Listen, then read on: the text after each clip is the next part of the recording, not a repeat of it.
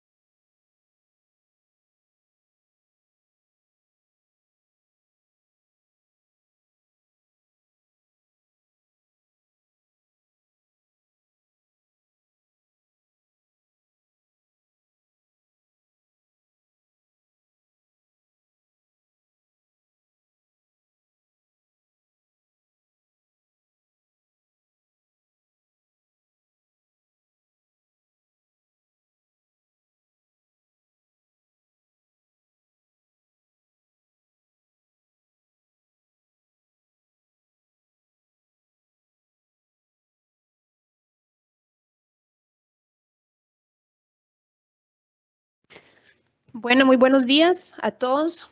Bienvenidos. Agradecemos su puntualidad e interés en este webinar que tiene como propósito dar a conocer las últimas tendencias en fiscalización, regímenes y fallos recientes en temas de precios de transferencia.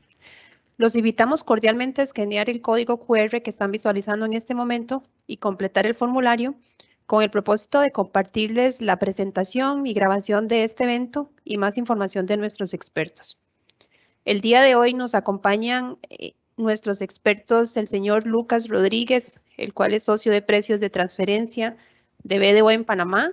Él es responsable para la región de Centroamérica. Lucas es licenciado en Economía y máster en Finanzas. Posee más de 14 años de experiencia en cumplimiento de precios de transferencia para Latinoamérica. Brinda asistencia en litigios fiscales para grandes contribuyentes y cuenta con más de 10 años de experiencia en procesos de evaluación de negocios, intangibles y propiedad intelectual. A su vez, nos acompaña el señor Luis Miguel Jiménez. Él es gerente senior de precios de transferencia de BDO en Colombia. Es economista y máster en finanzas. Actualmente lidera el equipo de operaciones financieras de la práctica de precios en BDO en Colombia y tiene a cargo la definición y estandarización de los análisis de las operaciones financieras desarrolladas al interior de grupos multinacionales. Luis Miguel ha participado en varios proyectos de consultoría relacionados con la definición de las políticas globales de precios de transferencia para distintos grupos multinacionales y tiene experiencia en el desarrollo de análisis macroeconómicos, sectoriales y benchmarking. Bienvenidos a todos y le doy la palabra a Lucas.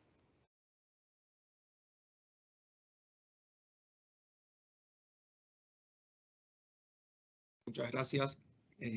Primero que todo, agradecer a todos los asistentes el día de hoy por acompañarnos. El objetivo de la presentación del día de hoy es básicamente compartirles nuestras experiencias, lo que hemos experimentado con nuestros clientes, con muchos de nuestros clientes, respecto a fiscalizaciones de precio de transferencia, incluso casos que han llegado a tribunal fiscal referente a operaciones con partes relacionadas. En Panamá, por ejemplo, llevamos ya este año 10 años desde el momento que se promulgó la ley de precio de transferencia, y durante todos estos años hemos visto una evolución muy importante en cómo la administración tributaria revisa las operaciones intercompany. Por lo que en esta presentación lo que vamos a ver el día de hoy son temas de fondo que tienen que ver puntualmente con análisis, cómo se analiza o cómo la administración tributaria y el TAT, en el caso de Panamá, ha analizado las operaciones con partes relacionadas, y temas de forma también. los efectos que han tenido, por ejemplo, las presentaciones tardías de la documentación y cuestiones que tienen que ver con el cumplimiento. Y a este punto es importante porque, bueno, no tengo un dato oficial, pero sí podría decirles que en Panamá las multas por no presentación creo que se han transformado en una fuente de recaudación tan importante como los ajustes de precio de transferencia. Es decir, evidentemente la administración tributaria le ha dado mucha importancia a estas cuestiones que tienen que ver con la forma, con la presentación a tiempo, porque en efecto esto ha generado una cantidad de multas que no han sido, han sido bastante significativas estos últimos años. Y por lo tanto, el primer punto que vamos a ver va a ser un breve repaso de algunas fiscalizaciones, la revisión de la documentación y un caso de multas establecidas por justamente la no presentación de la documentación de precio de transferencia. Luego veremos un caso que ha llegado al TAT, que tiene que ver con cargos del exterior, específicamente cómo la administración tributaria revisó ese cargo, lo analizó, impugnó la deducibilidad de dicho cargo, y el TAT, el Tribunal Fiscal, le dio la razón, apoyó la decisión de la DGI. Entonces, compartirle un poco nuestras experiencias respecto a este tema y obviamente compartirle nuestras sugerencias de cómo lidiar al análisis de los cargos que recibimos del exterior y que muchas veces no sabemos muy bien qué es o muchas veces no tenemos un completo entendimiento de cómo analizarlo y cómo documentarlo. El tercer punto va a ser un breve repaso de una de los cambios que hubo recientemente, ya hace dos años, respecto a precio de transferencia, que fue la ampliación del ámbito de aplicación de precio de transferencia que involucra los regímenes especiales, es decir, contribuyentes que están establecidos en algún régimen especial o área económica y que ahora están obligados a presentar la documentación de precio de transferencia. Así que ahí también compartirle algunos tips, algunas sugerencias que los ayuden a identificar cuáles son esas obligaciones. Y finalmente, unos comentarios finales que resumen un poco todos estos 10 años de experiencia que hemos tenido en precio de transferencia con la ley que, como les digo, por primera vez fue establecido en el 2012. Bien, a continuación entonces hacemos un breve repaso de una reseña histórica de lo que les comentaba de la normativa de precio de transferencia en Panamá, que arranca con la ley 33 del 2010 y luego hay una revisión, una modificación con la ley 52 del 2012, que básicamente establece la aplicación de precio de transferencia para todas las compañías que lleven a cabo operaciones con partes relacionadas del exterior. A partir de allí, se les empieza a exigir a todos los contribuyentes que apliquen bajo esta normativa la presentación de dicha documentación. Y obviamente esto al principio generó como mucha confusión en muchos contribuyentes, sobre todo aquellos que tenían operaciones que estaban establecidos en zonas libres de Colón, que tenían ingresos de fuente extranjera, principalmente. Y eso ha generado, en efecto, que muchos contribuyentes no puedan cumplir o no cumplan, sobre todo al principio, con la presentación de los formularios, y hayan generado multas excesivas, como vamos a ver a continuación. En el año 2012 y 2018 es el periodo donde, bueno, se reglamenta la documentación con el decreto ejecutivo 958 y el 390 en 2016. Básicamente allí nos dice qué debe contener un estudio de precio de transferencia en Panamá, o sea, qué es válido para la DGI un estudio de precio de transferencia y todos los elementos que debe contener el reporte. Y un proceso muy importante en la revisión de la forma, como les comentaba recientemente. Hasta la fecha de hoy, incluso, contamos con muchos de nuestros clientes que siguen recibiendo multa, muchos casos de muchas multas por olvido o por omisión, no solo de la presentación del 930 del formulario, sino por diferencias entre el formulario y la declaración de renta, que ese también es uno de los puntos muy importantes, que es que coincida la documentación. La discrepancia entre el estudio, el formulario, el estado financiero auditado, fue en efecto un elemento que toma la DGI al momento de llevar a cabo un proceso de fiscalización, revisar toda la documentación de forma integral y revisar que todo concilie. Y si no concilia, bueno, será un elemento más que utiliza la administración tributaria para, de cierta forma, impugnar muchos de los resultados que puede llegar a presentar el estudio de precio de transferencia, o sea, la documentación que presenta el contribuyente frente a la DGI. Y revisiones de fondo, y como yo puse allí, un poco más sustanciales, que tienen que ver con la objeción de comparables.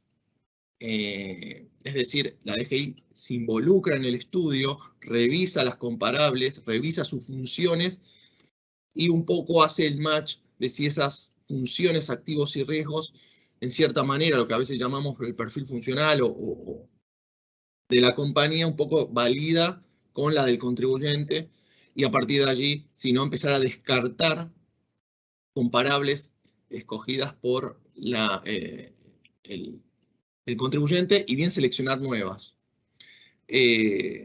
No voy a meterme mucho en el tema, pero sí mencionarles las preferencias, ciertas preferencias que ha manifestado la DGI de ciertos métodos sobre otros, preferencias sobre márgenes netos por sobre análisis a márgenes brutos.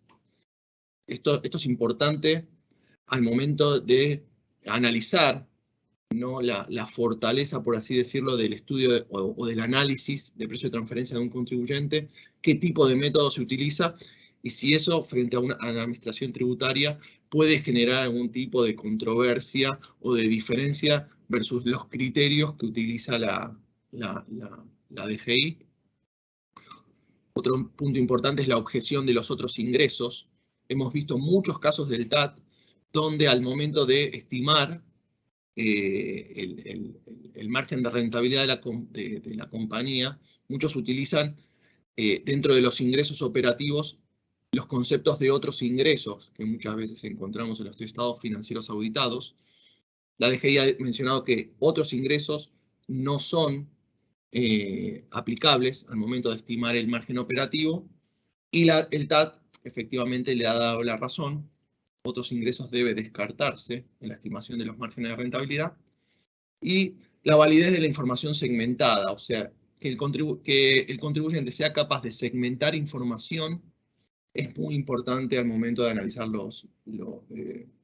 las operaciones con partes relacionadas. Y finalmente, en los últimos 3 años, hemos, como les mencioné, visto la incorporación de los contribuyentes que se encuentran establecidos en regímenes especiales, incremento muy importante de las fiscalizaciones propiamente dicha, y los efectos, y esto es importante, de las medidas anti-BEPS, es decir, medidas anti-erosión de base gravable, que el impacto que tuvieron estas medidas en la normativa local. O sea, muchas de las sugerencias que ha establecido la OCDE sobre los famosos planes de acción BEPS, de los cuales posiblemente ustedes hayan escuchado, tengan conocimiento, estos planes de acciones que ha sugerido la OCDE desde el 2013, entre el 2013 y el 2015, bueno, han tenido efectos reales en la normativa local. Y mucho de esto que les estoy comentando están fuertemente influenciados justamente por esas medidas anti-BEPS. Bien, seguidamente, el primer caso que sí quisiera compartirles respecto a nuestras experiencias es tal vez el caso más importante respecto a lo que es una multa de precio de transferencia, un caso muy conocido que ha llegado a la Corte, sobre un contribuyente que en 2014 recibe por parte de la DGI una sanción, una penalidad de $1 millón por la no presentación del formulario 930 en el ejercicio 2012. O sea, recién comenzada la normativa de precio de transferencia, el contribuyente omitió presentar el formulario de precio de transferencia y razón por la cual la DGI emite esta multa de $1 millón. Por supuesto, el contribuyente solicita una revisión del caso por parte de la DGI, lleva el caso al Tribunal Fiscal, al TAT, y en el 2019 el TAT confirma la resolución y le da la razón a la DGI, en el cual el contribuyente debe pagar $1 millón. Por supuesto, luego el contribuyente agota las instancias en la sala tercera de lo contencioso administrativo de la Corte, quien ratifica efectivamente la decisión de la DGI. Aquí el caso es interesante, no solo por la cuantía de la multa de $1 millón, sino por la defensa del contribuyente. Y la defensa era que sus operaciones no tenían efectos en los ingresos, costos o deducciones que determinan la base imponible del impuesto sobre la renta. Es decir, las operaciones con partes relacionadas del contribuyente no tenían efecto en el impuesto sobre la renta, sino que eran de fuente extranjera y adicionalmente pertenecía a un régimen especial que era la zona libre de combustible.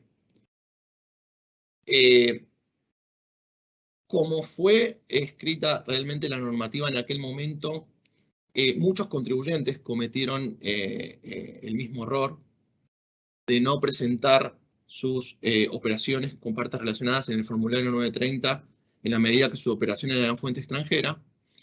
Pero lo cierto es que más allá de la confusión que generó la normativa en aquel momento y la propia administración tributaria, creo yo que ayudó un poco a la confusión, la DGI mencionó que la inclusión en la declaración de renta de operaciones con partes relacionadas automáticamente obligan al contribuyente a presentar el formulario 930. Y que una exoneración de impuestos sobre la renta, por más que esas operaciones no formen parte de la base gravable del contribuyente, no implica que esas operaciones no tengan efecto en la ganancia o utilidad para distribución de los accionistas y que por lo tanto sí están sujetos al impuesto complementario. Y, por supuesto, impuesto complementario e impuesto de dividendos. Este es un punto importante porque a diferencia de otros países donde simplemente se toma hasta el impuesto sobre la renta, en Panamá, que una operación tenga efecto en el impuesto sobre dividendos y que eso genere la obligatoriedad de presentar precio de transferencia es un punto importante, ya que, no, como les digo, no sucede en otras jurisdicciones, pero sí sucede en Panamá. Así que finalmente, bueno, el TAT ratifica lo que menciona la DGI, que una exoneración del impuesto sobre la renta no exime a los contribuyentes de presentar el formulario 930. Y como conclusión de este caso, lo que sí les puedo mencionar es que posiblemente yo no conozco otra jurisdicción, otro país que tenga multas tan altas y lleguen hasta $1 millón por la no presentación de un formulario. Uno diría que la presentación tardía de un formulario, de una declaración, puede ser visto como un problema de forma y no de fondo. Sin embargo, en Panamá este problema, digámoslo, de forma puede impactar significativamente en la penalidad de un contribuyente. Seguidamente, mencionarles sobre fiscalizaciones que hemos vivido y que hemos también experimentado con muchos de nuestros clientes, y que la DGI se ha basado, creo yo que se ha basado en muchas de las sugerencias que ha dado la OCDE en cómo analizar las operaciones intercompany y específicamente los servicios que un contribuyente y los cargos que un contribuyente local recibe de partes relacionadas. Y digo esto porque el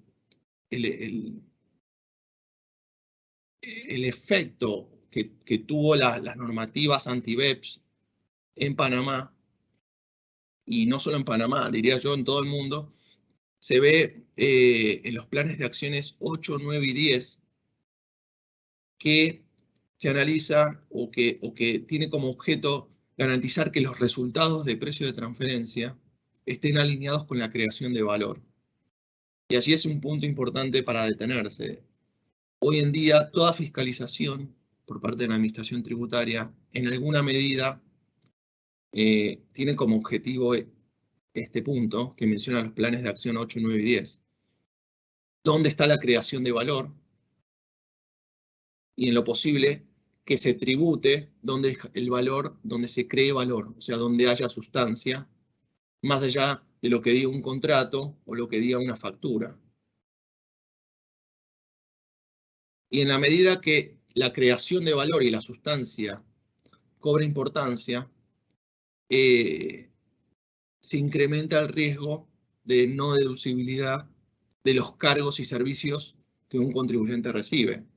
Pueden ser servicios de management, cargos administrativos, servicios por parte, comisiones, servicios técnicos o cualquier otro servicio que recibamos del exterior y que por lo tanto sean deducibles del impuesto sobre la renta.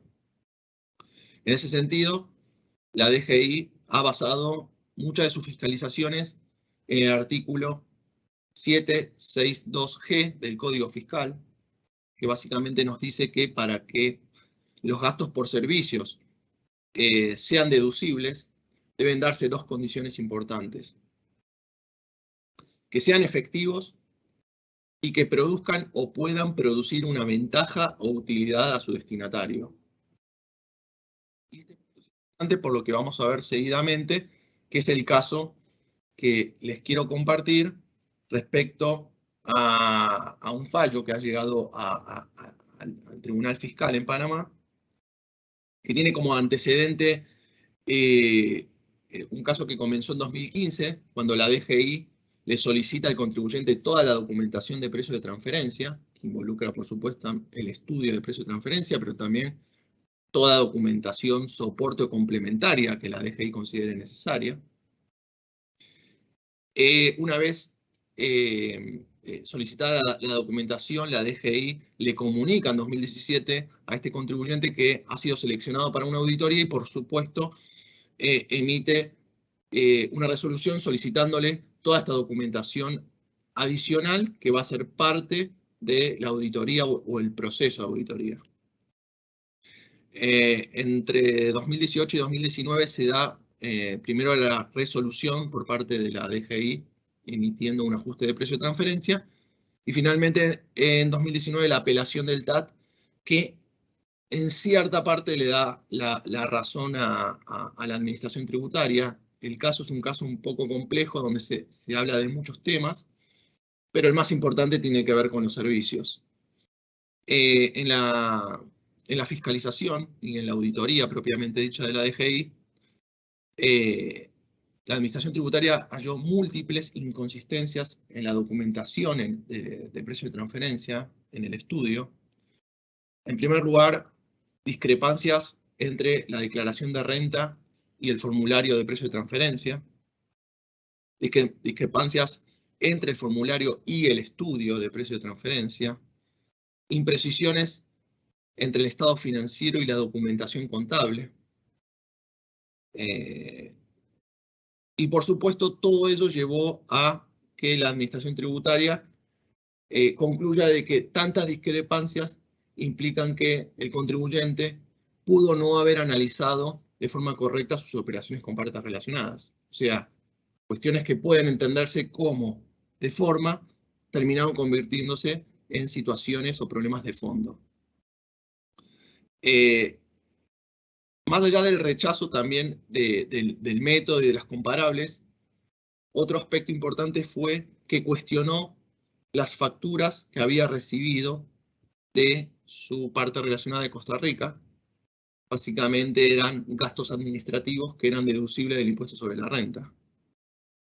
El detalle de esos cargos fueron principalmente mercadeo, promoción, comercialización, gestión de cuentas por cobrar y pagar, administración y diferentes tipos de cargos de back office.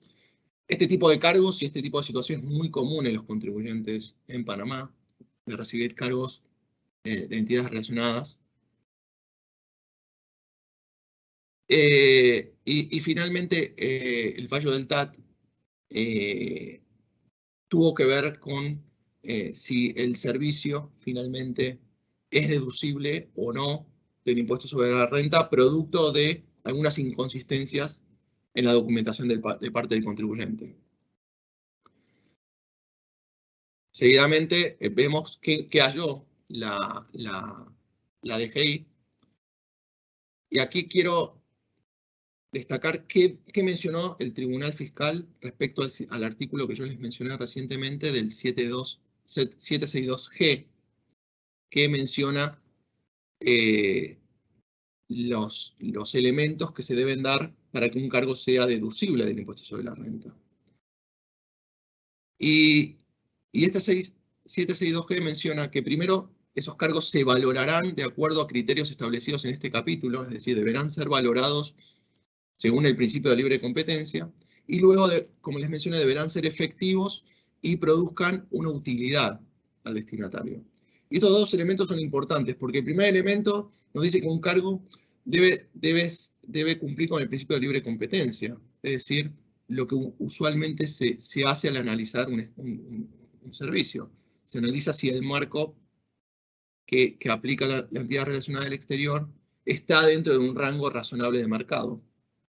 Pero lo que no se suele analizar, y lo que falló justamente el contribuyente, es en la sustancia, independientemente de si el cargo era o no de mercado. Y para que exista sustancia, hay que probar que el servicio haya sido efectivamente prestado. Y lo que mencionó la DGI y el TAT ratificó es que independientemente de que el contribuyente tenga en su poder y haya presentado en la auditoría contratos, facturas y demás documentos de forma, no pudo probar que efectivamente el servicio haya sido prestado. Información en registros contables, estados financieros y documentación anexa no es evidencia suficiente para probar que un servicio es efectivamente prestado. Y como no tuvo mayor entregable y mayor evidencia, sencillamente la DGI rechazó la deducibilidad del cargo y la DGI y el TAT, por supuesto, ratificó dicha decisión. Así que, ¿cuáles son nuestras sugerencias para manejar este tipo de servicios entre partes relacionadas? Bueno, seguidamente les compartimos los 3 puntos que nosotros siempre mencionamos que hay que prestar atención en cargos entre partes relacionadas. Primero, tener en mente que todo cargo debe tener sustancia, independientemente del contrato. El contrato es simplemente un punto de partida en el análisis de precio de transferencia. La sustancia prevalece por sobre la forma. Y esto es muy importante porque muchas veces recibimos cargo incluso en jurisdicciones de baja o nula tributación, donde la jurisdicción del exterior no tiene empleados, o si tiene, no son o no tiene la expertise suficiente para prestar ese servicio que la factura o el contrato dice que están prestando. Por lo tanto, la administración tributaria pudiera muy bien pensar que no hay sustancia y no hay elementos suficientes para probar que fue efectivamente prestado. Es decir, si la contraparte no tiene forma, no tiene la planilla o los empleados con la expertise suficiente para prestar ese servicio, difícilmente la DGI acepte la deducibilidad de ese cargo. El segundo punto es la coherencia, que una transacción sea contabilizada de una forma por el contribuyente y debe ser contabilizada de la misma forma por la parte relacionada, en el sentido de que si son intereses, por ejemplo, bueno, si recibimos y deducimos intereses, que la entidad del exterior no contabilice eso, por ejemplo, como dividendos. Esa coherencia entre la contabilidad de una parte y la otra siempre debe prevalecer, porque en una auditoría la Administración Tributaria suele pedir muchas veces información de entidades del exterior. Y finalmente la transparencia, y es que el contribuyente cuente con toda la documentación e información que permita probar los puntos anteriores. O sea, la documentación es muy importante. Y en ese sentido, respecto a los servicios, tener una documentación que avale que un servicio fue efectivamente prestado es muy importante. Por ejemplo, un entregable, una reunión, etcétera. Toda esa documentación debe existir de forma que exista lo que la Administración Tributaria pretende, que es la transparencia. Y finalmente, compartirles una breve mención de los regímenes especiales en Panamá. En 2018, con la Ley 57 y la Ley 69 también de 2018, Panamá incluyó dentro de los obligados a presentar precio de transferencia a todos los contribuyentes que estén establecidos en regímenes especiales. Regímenes especiales establecidos o por establecerse. Incluso aquellos que estén 100% exonerados de impuestos sobre la renta o impuestos sobre dividendos. Aún aunque estén 100% exonerados, todo contribuyente que esté establecido en un régimen especial y que tenga operaciones con partes relacionadas, tanto locales como del exterior, deben presentar documentación de precio de transferencia. La no presentación de la documentación los genera pasibles de una multa que es similar a las que ya comentamos, que es del 1% de las operaciones con partes relacionadas en caso de no presentar el formulario. Y esto es importante porque muchas veces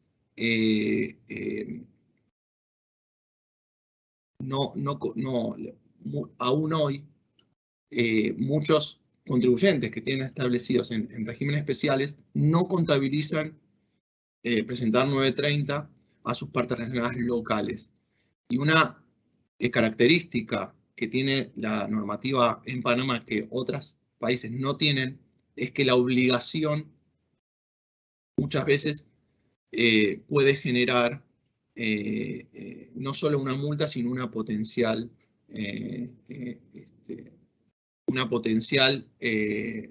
auditoría, y la multa no es solo por el no cumplimiento, sino por la diferencia. Si existen diferencias, también se aplica el 1% sobre dicha diferencia que no haya sido declarada en el formulario 930. Y ahora sí, finalmente, un breve resumen, unas breves conclusiones que les quiero compartir. Y son las siguientes. Primero, como ya les comenté, deben considerar que las multas en Panamá son significativas, que pueden llegar hasta el $1.000.000 por no presentación del 930, y de $1.000 a $5.000 en caso que la Administración Tributaria pida o solicite el estudio y el contribuyente no llegue a presentarlo a tiempo. También eso genera multas. Nuevamente, considerar las obligaciones formales que existen en Panamá y la consistencia de la documentación. Un punto importante es que la emisión de facturas es obligatoria, sobre todo para la deducibilidad de los cargos. Muchas veces, entre partes relacionadas, no se emiten facturas y efectivamente toda operación debe estar respaldada por una factura. Considerar que para que la prestación sea efectiva debe haber evidencia, entregables, mails, etc. Y finalmente, bueno, los regímenes especiales que aplican precio de transferencia y que para el 2022 se esperan cambios en la declaración de renta, nuevas casillas para reportar partes relacionadas, y va a ser mucho más sencillo para la administración tributaria darse cuenta qué contribuyente en régimen especial está en falta. Hoy en día, por el modelo que tiene la declaración de renta, es un poco más complicado, pero se espera que con el cambio que se verá este año, para los vencimientos del año próximo, ya sea sí mucho más fácil para la DGI.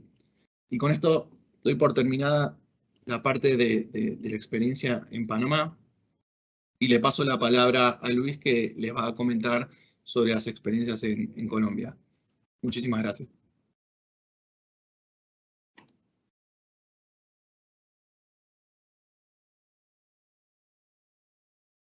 Ok, un gusto saludarlos a todos.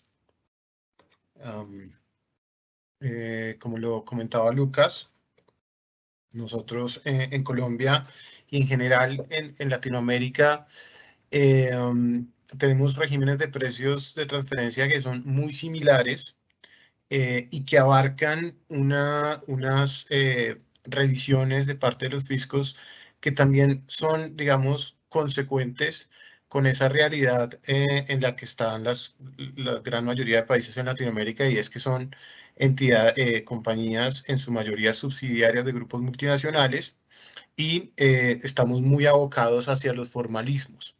Entonces, la experiencia en Colombia, al igual que en Panamá, pues tiene que ver mucho con el tener el estudio preparado, la declaración presentada y todos los sustentos formales que hay detrás. Si quieres, podemos avanzar.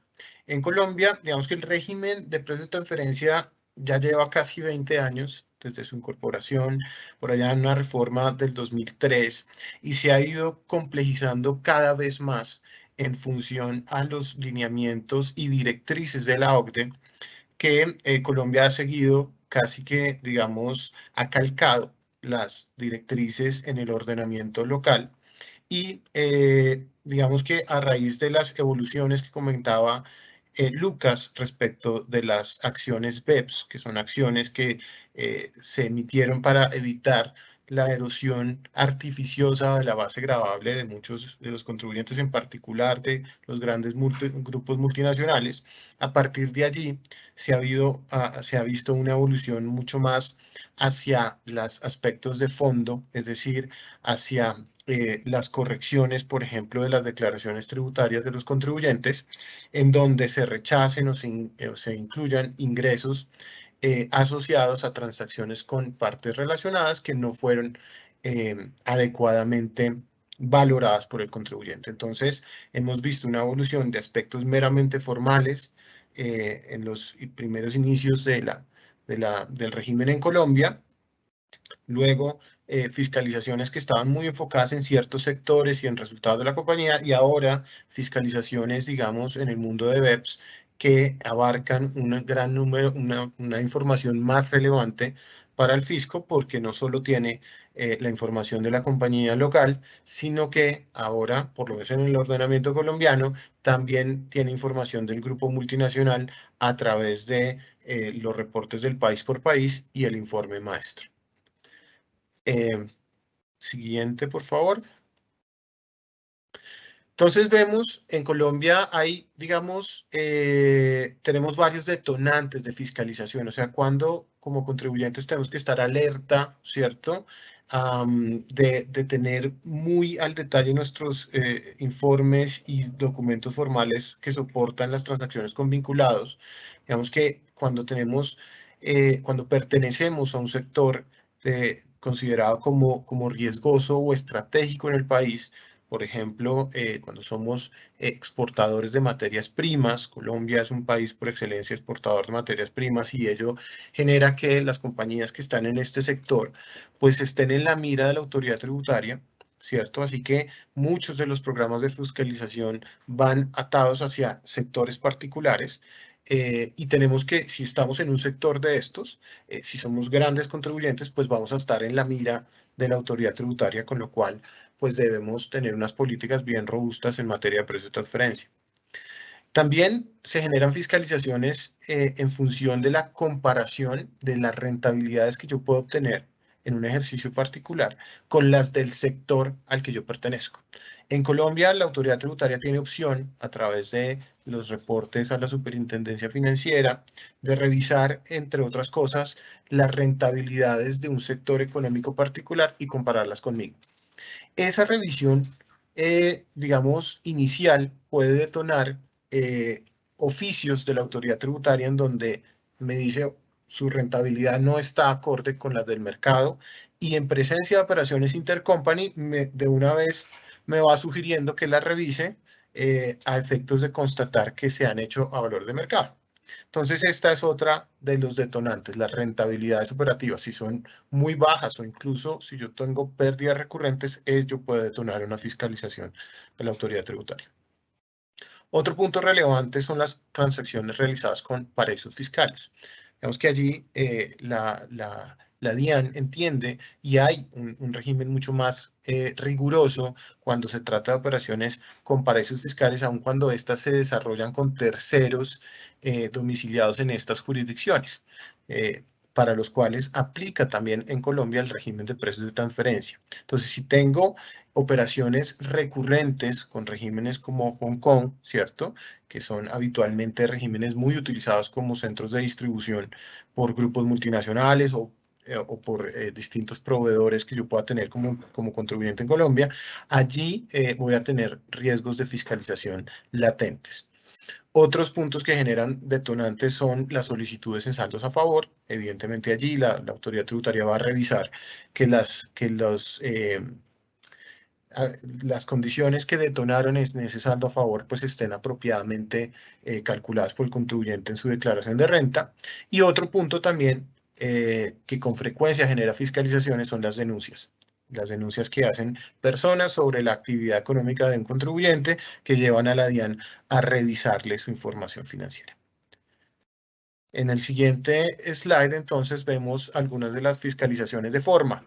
Muy rápidamente, el hecho de que yo no presente todas las operaciones que desarrollé con vinculados genera o detona omisiones, pero también muy importante en la omisión es que últimamente, o en Colombia, para dar un poco de contexto, el informe maestro del que habla la acción 13 de BEPS se incorporó en 2016 y tuvo como primera aplicación en el 2017.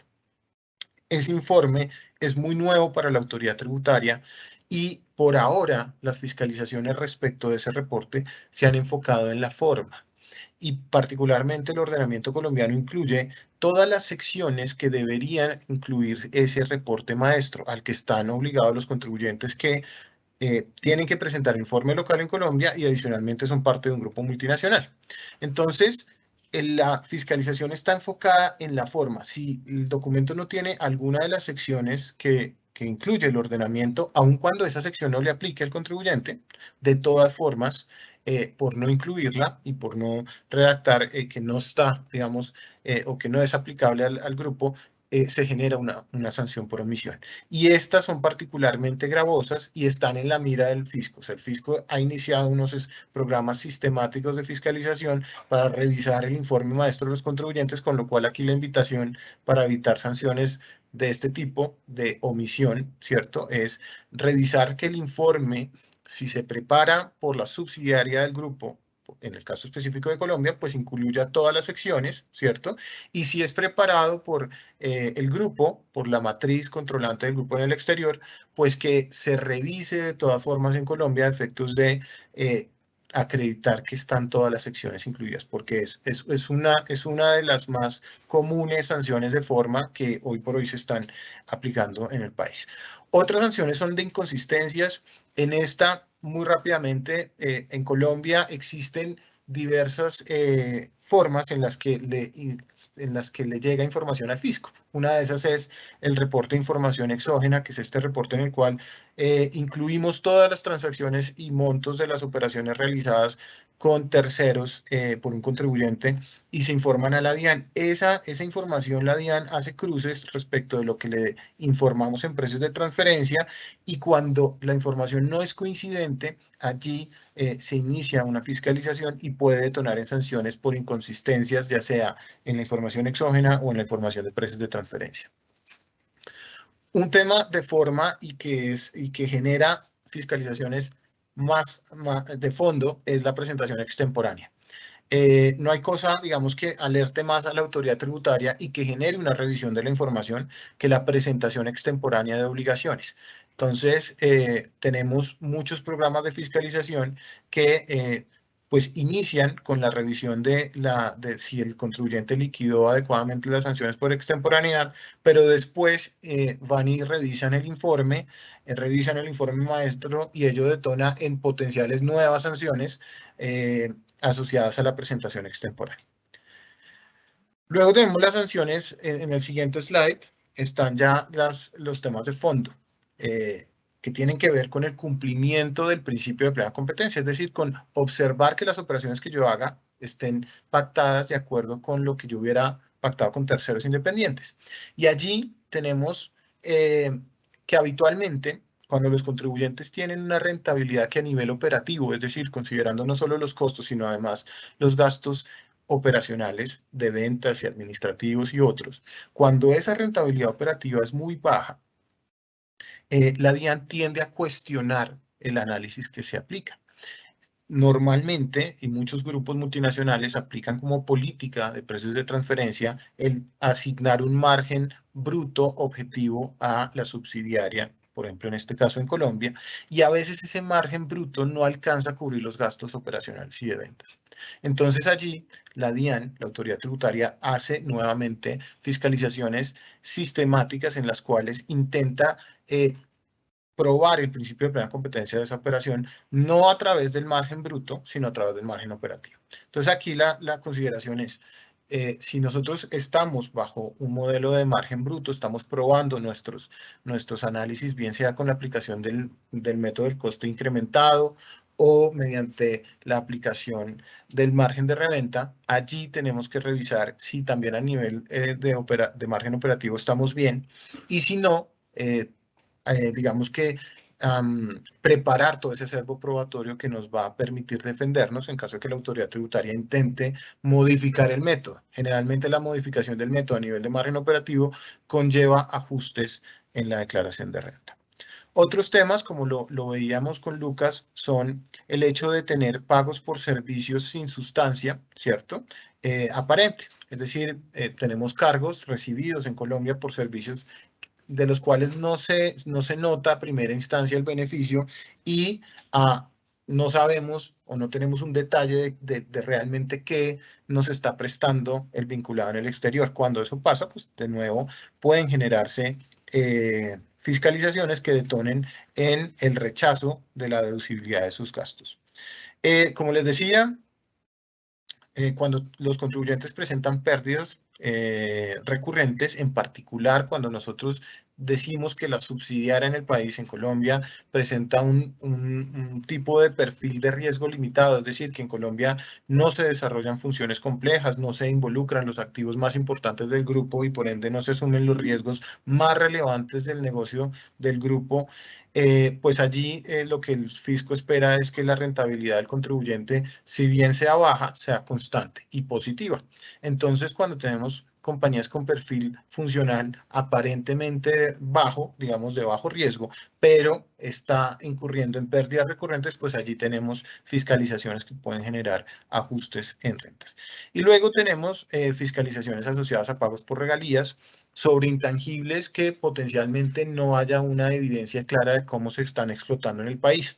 Entonces, cuando tenemos una marca, ¿cierto?, en Colombia, y la explotación del negocio en Colombia nos está dando pérdidas, pero aún así nos están cobrando la regalía, pues allí podría potencialmente generarse riesgos asociados a la deducibilidad de ese gasto. Entonces, digamos que estas son cuatro fiscalizaciones de fondo muy recurrentes en Colombia. Si quieres, podemos seguir al siguiente slide.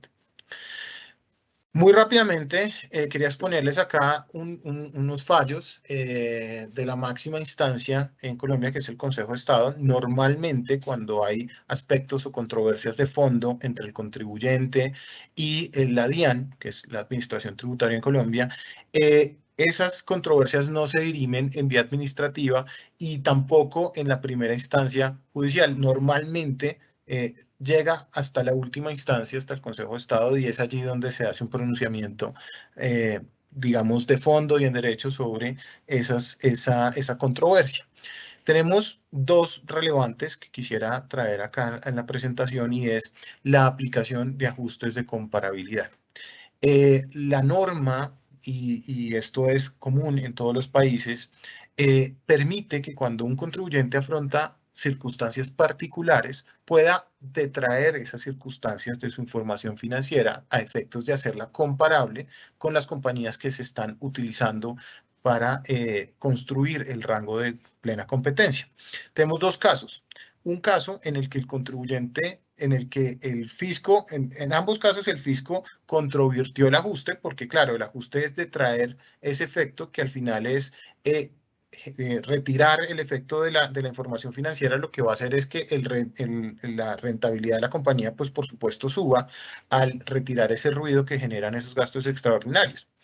Y normalmente la autoridad tributaria está en desacuerdo porque pues sugiere que esas particularidades de la empresa no son realmente específicas del contribuyente y realmente están presentes en todo el mercado, ¿sí? Por ende, no se justifica la aplicación de ajustes, porque normalmente la autoridad tributaria entiende que esa circunstancia ocurrió no solo en el contribuyente, sino en todos los comparables y en general en el mercado. Así que en esta primera controversia, lo que se tiene es un efecto por tasa de cambio. En 2007, el país vivió una revaluación de la tasa de cambio relevante, y ello generó que para este contribuyente, que es un productor de carbón, en las ventas de inventarios, ¿sí?, lo hiciera a una determinada tasa específica pactada con la parte relacionada al exterior, y cuando realizaba las ventas a esa tasa específica, estando atados sus costos en pesos, la revaluación hizo que la rentabilidad de ese cliente de ese contribuyente fuera muy baja. Ese argumento lo utilizó, ¿cierto?, para, digamos, practicar ajustes en los que decía, mire, si la tasa se hubiera comportado como históricamente se había comportado en Colombia, la tasa de cambio, pues yo hubiese tenido una rentabilidad acorde con las exhibidas por el mercado. No hubiera incurrido en estas pérdidas asociadas al riesgo cambiario estructural. No obstante, la DIAN dijo, esta afectación de la revaluación de la tasa no solo la vivió usted, no solo se vivió en Colombia, o no solo la tuvo el peso colombiano, sino que también la tuvieron las monedas de los países de los que están usted seleccionando comparables. En este fallo particular, el contribuyente no logró demostrar que las condiciones particulares de la economía colombiana que afectaron su rentabilidad estuvieran presentes en los otros países de los cuales seleccionó compañías comparables, a través de las que evidentemente establecía los márgenes de rentabilidad de mercado.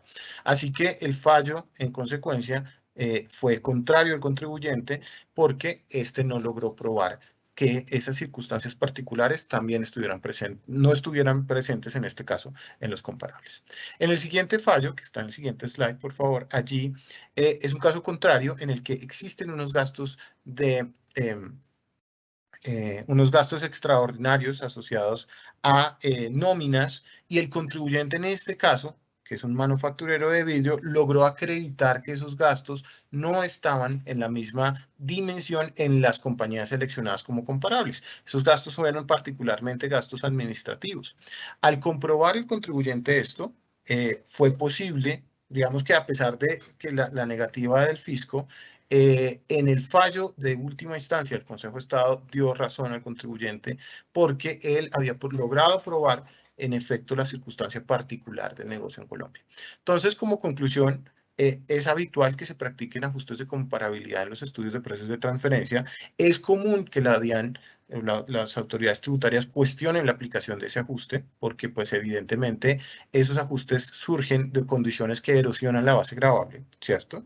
Pero entonces, aquí la consideración más relevante es que cuando se vayan a practicar, no solo se revise cuál fue el impacto de esa condición específica en la compañía, sino si estuvo o no presente en los comparables utilizados. Acá muy rápidamente, en el siguiente slide, vamos a hablar un poco de algunos regímenes tributarios especiales en Colombia. Básicamente, hay tres tipos digamos, incentivos tributarios. Uno es rentas exentas, ¿cierto? El otro es la reducción de las tasas de tributación, ¿sí? Principalmente o casi de manera exclusiva en zonas francas, y otros son los beneficios tributarios que ciertos contribuyentes obtienen. Vamos a hablar también un poco de las obligaciones de precios de transferencia respecto de las zonas francas exclusivamente y de los regímenes tributarios preferenciales en el exterior, con los que Colombia tiene, digamos, con los que un contribuyente pueda llegar a tener operaciones. Entonces, seguimos.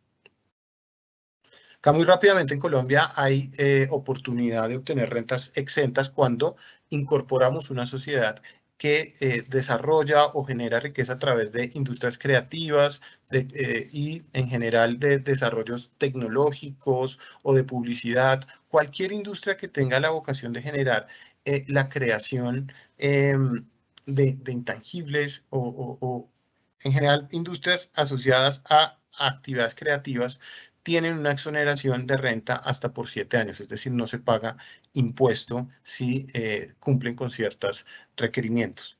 También aquellas compañías que se incorporen y cuyo objetivo sea el desarrollo del campo colombiano también están exentas de impuestos por un término de 10 años, y aquellas compañías que se dediquen a la venta de energía eléctrica a través de medios renovables, estarán también exentas hasta por un periodo de 15 años. Estas rentas exentas tienen una connotación que son temporales, o sea, no están permanente en el tiempo el beneficio, pero sí por un tiempo que genera eficiencias tributarias. Vean que si un grupo multinacional sentado en Panamá quisiera generar eficiencias respecto de sus actividades de desarrollo tecnológico, podría incorporar un hub de servicios de este tipo en Colombia y no tendría que pagar en un principio renta por las actividades que se desarrollen en el país.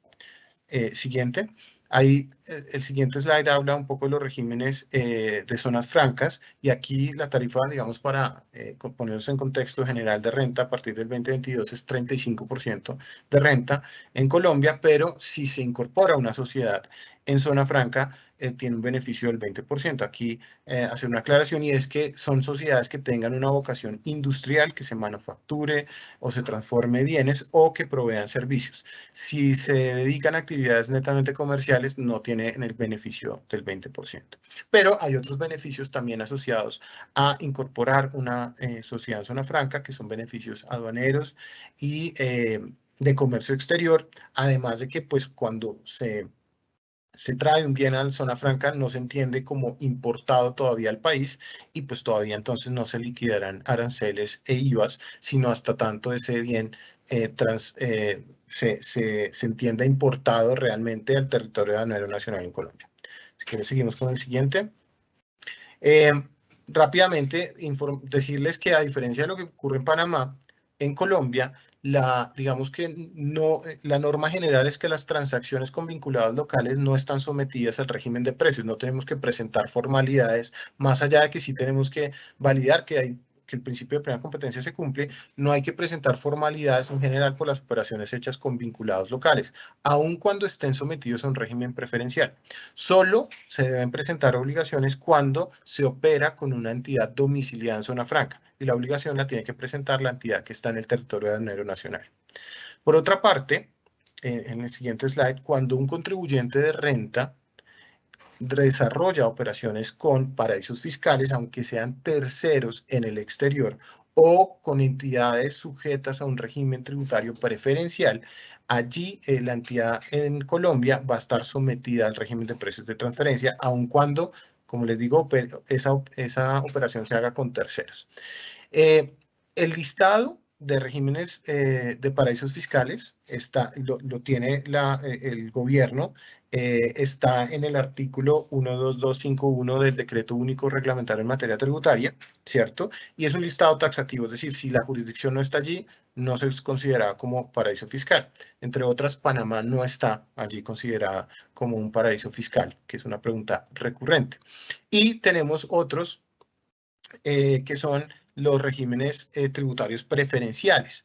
Estos, a diferencia de los paraísos fiscales, no tienen un listado taxativo, por lo menos emanado desde la DIAN, desde el Gobierno Nacional, perdón. Sí lo tienen del Foro de Prácticas Perniciosas de la OCDE, que evalúa diferentes regímenes tributarios preferenciales en el mundo y, de acuerdo con la clasificación de si son dañinos o no, los sitúa como un régimen tributario preferencial. Allí, si quieres, en el siguiente slide, vemos que, si quieres, avancemos en el siguiente.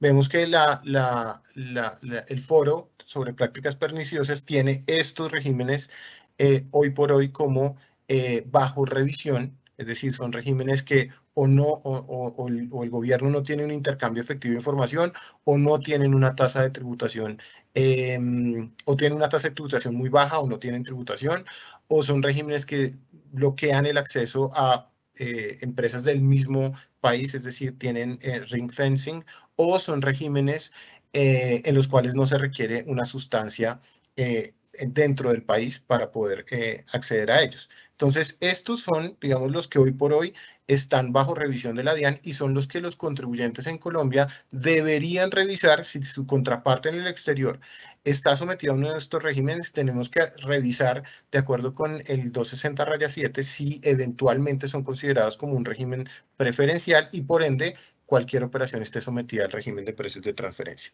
Para terminar, en Colombia, estos regímenes tributarios preferenciales y aquellos que nos comentaba Lucas han estado bajo revisión del Foro de Prácticas Perniciosas.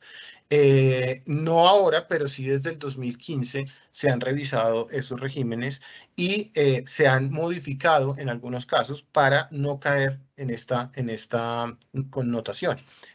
Aquí se hace un listado de los regímenes y hoy por hoy ningún régimen en Panamá o en Colombia es considerado como régimen preferencial. Entonces, hasta acá, digamos que esta era digamos, el contenido que les traíamos preparado. No sé si haya alguna duda o inquietud. Muchas gracias por el tiempo. Muchas gracias, Luis Miguel. Muchas gracias también, Lucas, por su amplia explicación en este tema. Aprovecho para gestionar algunas preguntas que tenemos de parte de nuestra audiencia. Una pregunta viene para Lucas.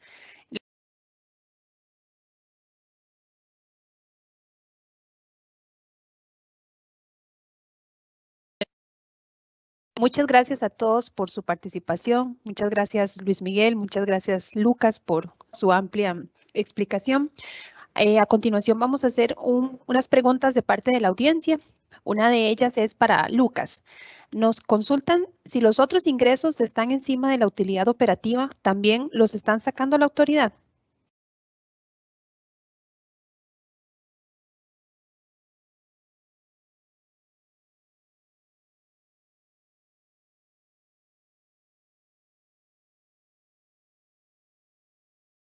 Qué pena, creo que tuvimos un fallo con la conexión de Lucas, entonces vamos a hacerle la consulta a también a Luis Miguel. Luis Miguel, nos preguntan, en compañías del sector O&G, ¿cuáles son las condiciones para que una compañía aplique el multi-year en el overall analysis para que no sea controvertido en las fiscalizaciones de la DIAN?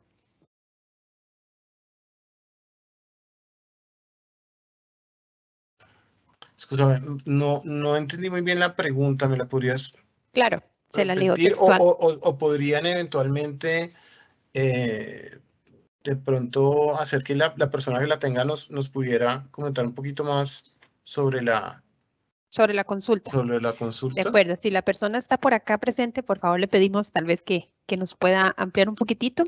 Entre tanto, bueno, ya volvió Lucas, entonces la pregunta de Lucas era que si los otros ingresos están encima de la utilidad operativa, ¿también los están sacando la autoridad?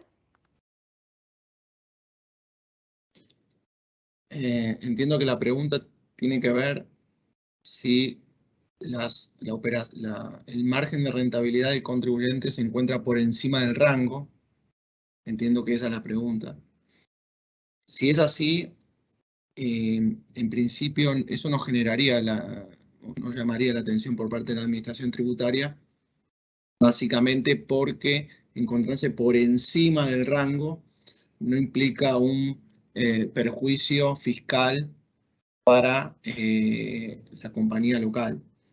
Sin embargo, ese punto pudiera ser relativo si se trata de una compañía que se encuentra en un régimen especial y tiene operaciones con partes relacionadas locales.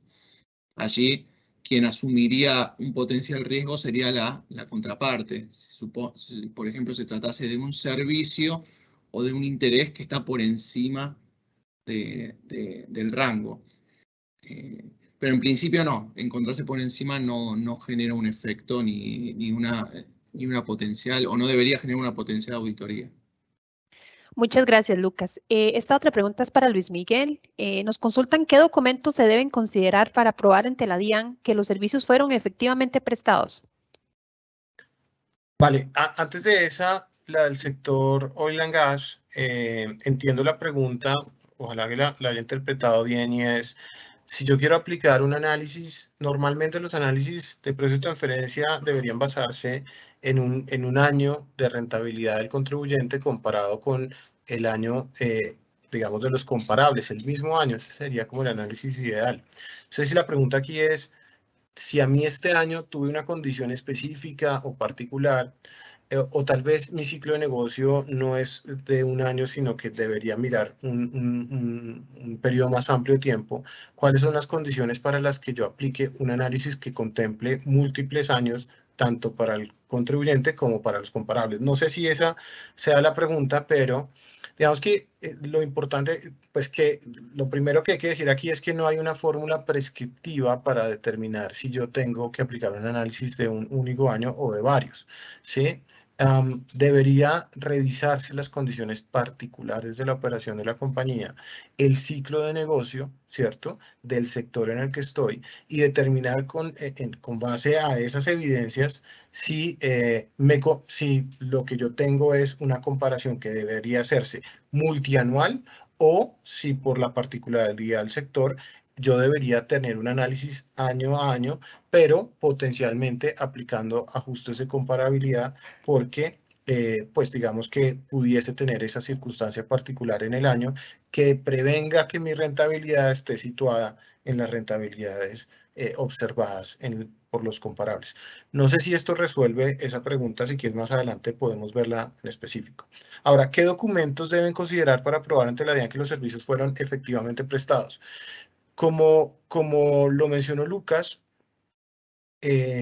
Colombia es muy similar la aproximación sobre la disposición de servicios entre vinculados económicos. Yo en particular siempre digo, digamos que hay servicios que deben tener un contrato, y el contrato no solamente debe existir, sino que además debe estar registrado ante la autoridad tributaria, que estos son los servicios que se refieren a la importación de tecnologías, en particular servicios técnicos o asistencia técnica.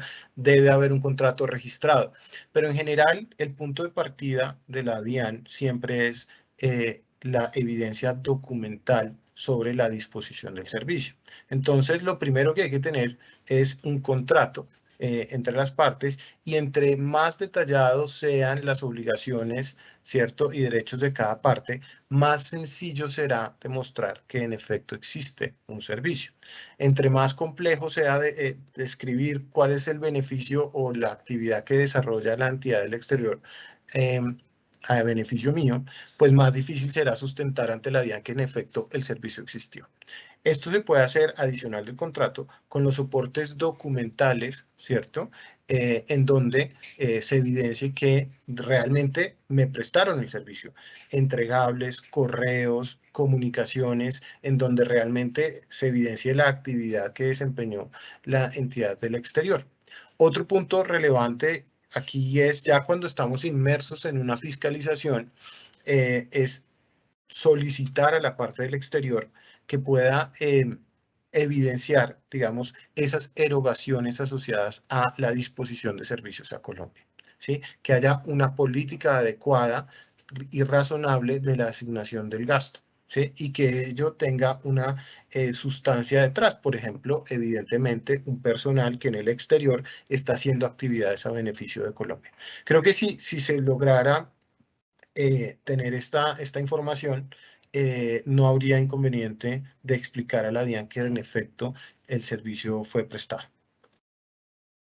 Muchas gracias, Luis Miguel. Bueno, muchas gracias a todos por todavía continuar conectados con nosotros. Hay otras consultas que están por acá, esperamos responderlas vía aparte por correo. En todo caso, quedan los contactos de nuestro socio Lucas y de nuestro gerente Luis Miguel. Y por otro lado, estaremos compartiéndole la grabación y el material visto en este webinar. Apreciamos mucho su participación y que pasen una feliz tarde. Muchas gracias.